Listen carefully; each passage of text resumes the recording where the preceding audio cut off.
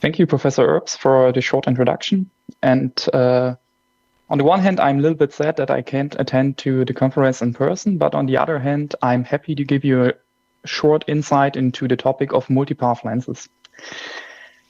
First of all, I would like to ask or do a short motivation. Why do we need laser diodes also for medium range communication? And what is the problem there? As you all know, the modulation bandwidth of lasers and laser diodes is much higher compared to other optical emitters like LEDs, for instance, on the one hand, but on the other hand, laser diodes also feature a higher efficiency. But at some point, you also have to struggle with laser safety, and you have to ensure that your system is safe if humans can access the area. If we have a closer look at the human eye, we have two parts of the eye that might be damaged by laser radiation. First of all, the cornea. It can have a thermal damage if the irradiance in front of the eye is too high. And second, the lens of the human eye focuses the incident laser power into the retina. Therefore, we observe very high power densities, and therefore the retina can be damaged thermically and photochemically depending on the wavelength of the radiation. Now, in order to avoid any hazard, the laser safety standard defines a so-called maximum permissible exposure to avoid any damage. This maximum permissible exposure is power density, it's an irradiance, and in order to meet this restriction, we have to limit our laser power. But this limits our range and the coverage in general. So the question is, how can we increase the laser power while maintaining eye safety? There are basically two fundamental approaches. On the one hand, we can reduce the incident power onto the eye by reducing the irradiance, for instance, by forming a larger spot. Or we can increase the maximum permissible exposure. This maximum permissible exposure is not a fixed value, but it's a piecewise defined function over the optical spectrum that also depends on the size of the apparent source. If we have a look at the first approach, and we call the image from before, it's easy to say we can increase the angle of emission and form a larger spot, okay. We could also think about increasing the output aperture by using a larger lens. That's also pretty simple. And if we draw the edge rays of this cone here and we extend them backwards, we see that they meet at one point. So the size of the apparent source is still quite small. So in theory, we could refocus this cone by means of optical equipment. And the same applies for our human eye. This is why such a system would be likely in laser class 1M instead of laser class 1. If we want to increase the maximum permissible exposure, on the other hand, we have to increase this the size of the apparent source. And somehow it has to look like this. We have the output aperture of our transmitter, and some points of it at least have to illuminate the full transmitter field of view, or at least some part of it. And if we would now extend the rays here, they will not meet in any point. Now, our human eye is now not able to refocus the light again onto a very small spot. Instead, the focus point is larger now, so the power is spread over a larger area of the retina. Of course, we can combine this approach also with the first approach and increase the field of view to lower the risk even further. Now the question is, this is fully theoretical. How can we realize this? And there are typically three types of components used currently to achieve this increasing of the size of the apparent source. First of all, we can use diffusers. This is pretty simple. The diffuser scatters the light of the laser diode, and from the point of view of the human eye, it sees a lot of independent sources, nearly infinite number of independent sources on the surface of the diffuser, and each of them is focused on another point of the retina. And in practice, of course, all those focus points overlap and form one large diffuse spot. The problem with diffusers is that they are typically exhibit a low efficiency because they scatter in all directions. Now there are diffusers with controlled microstructure, sometimes called engineered diffusers. They exhibit a better efficiency. However, they are typically expensive because the fabrication is complex. The second approach that Professor Haas also discussed is using laser arrays. And it's easy to understand due to the different position of each laser diode relative to the eye. They all get focused into another point of the retina, and thereby the power is also spread over a larger area. Now the multipath lens does something similar. It is a lens that separates the laser beam into sub-beams. And since the origin of the sub-beam is always different relative to the human eye, they also get focused onto different points of the retina. If we draw the edge rays and we extend them, we see that two edge rays of the same subray meet at one point, but the edge rays of all the other subrays will not meet anymore. So the size of the apparent source was increased.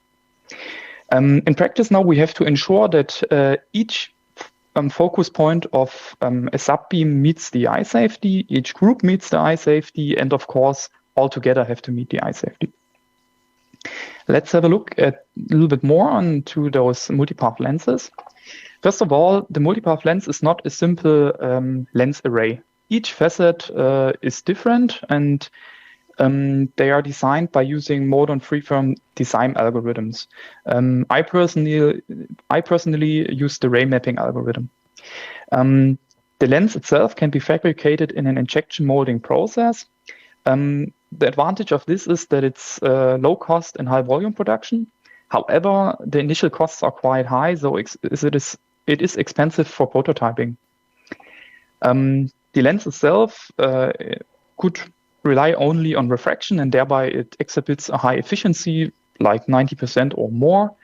The freeform nature of the facets enables a versatile spot shaping, and we can define the irradiance. So it could be a homogeneous spot, but it could be also exhibit any other irradiance.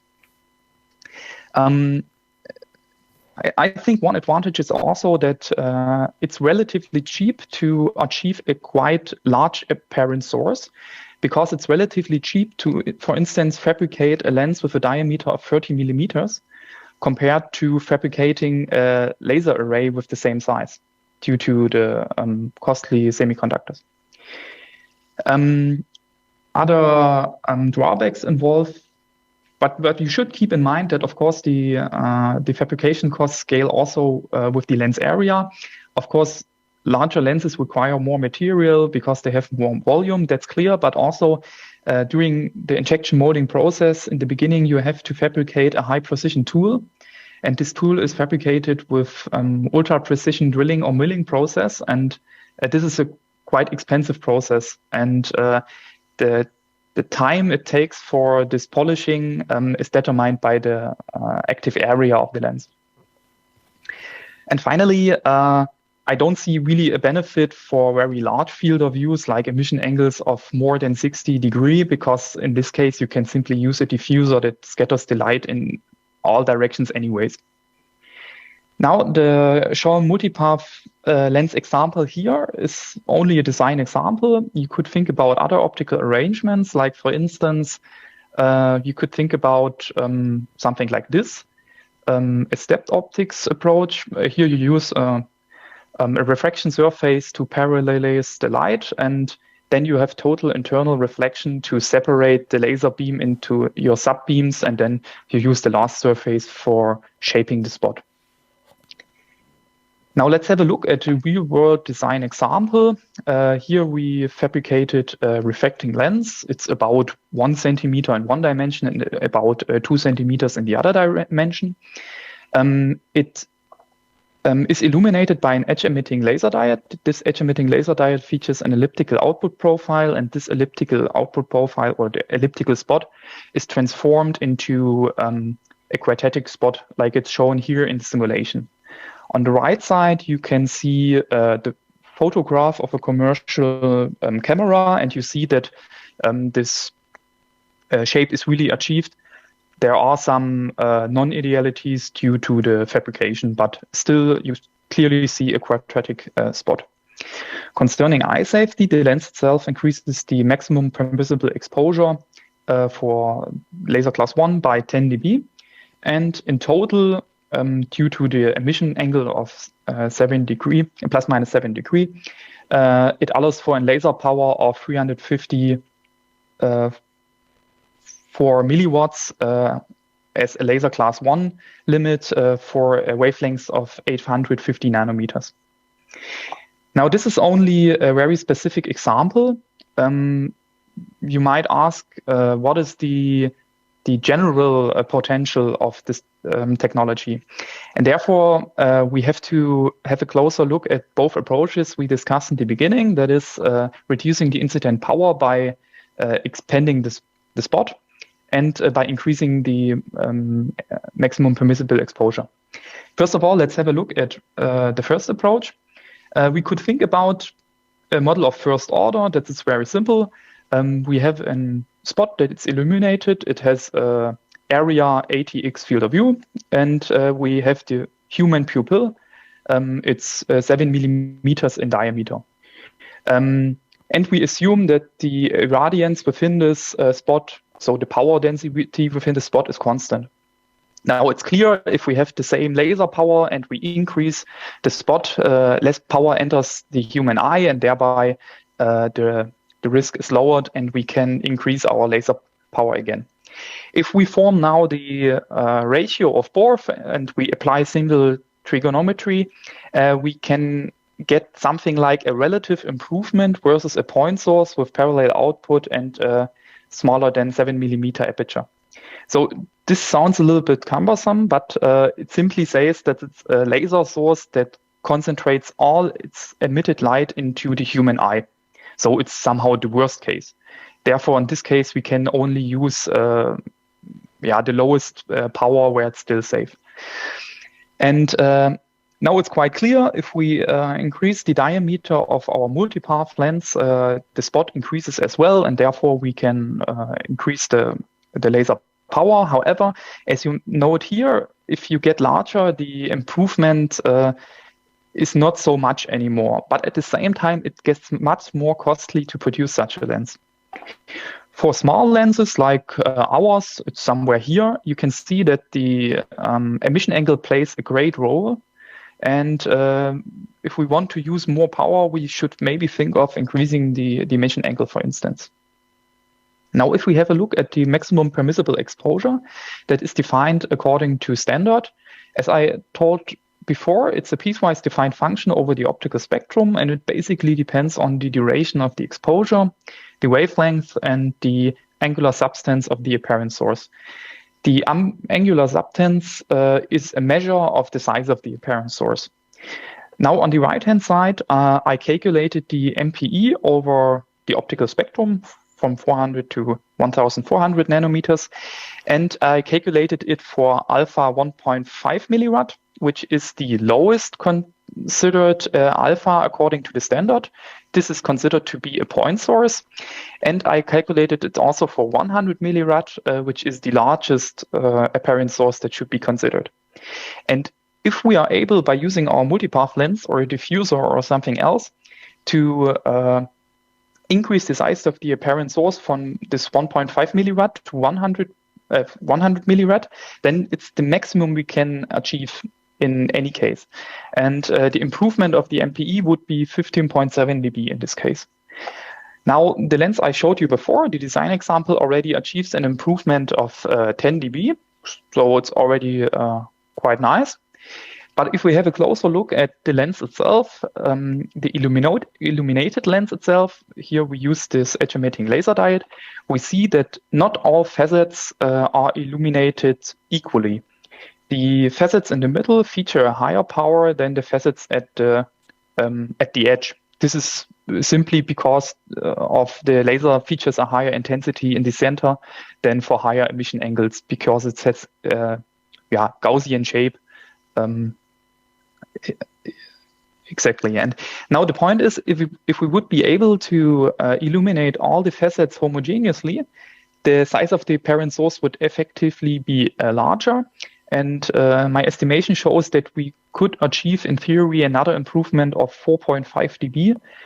And considering some non-idealities and so on, I would guess it's still realistic to achieve at least an improvement of 3 dB. And then we would end up at 13 dB, and this is actually quite near to the absolute maximum. In order to redistribute the light in such a way, you would need another optical surface, which would be placed in between the laser diode and the multipath lens. Okay, and with this being said, I want to make a short conclusion. What is the takeaway of this presentation? So multipath lenses expand the beam and they increase the size of the apparent source. We can use this to increase the optical transmitter power. The multipath lenses shape precise field of views and they can achieve a high efficiency. And in a high volume production process, they can be fabricated at low costs. However, for prototyping, the costs are very high. The fabrication costs scale with size, so you should think if you really need a lens with 10 centimeters diameter, for instance. And I don't see substantial benefits for large emission angles over diffusers. Yeah, and thank you for listening. That's it. Thank you very much, Dr. Kirbach.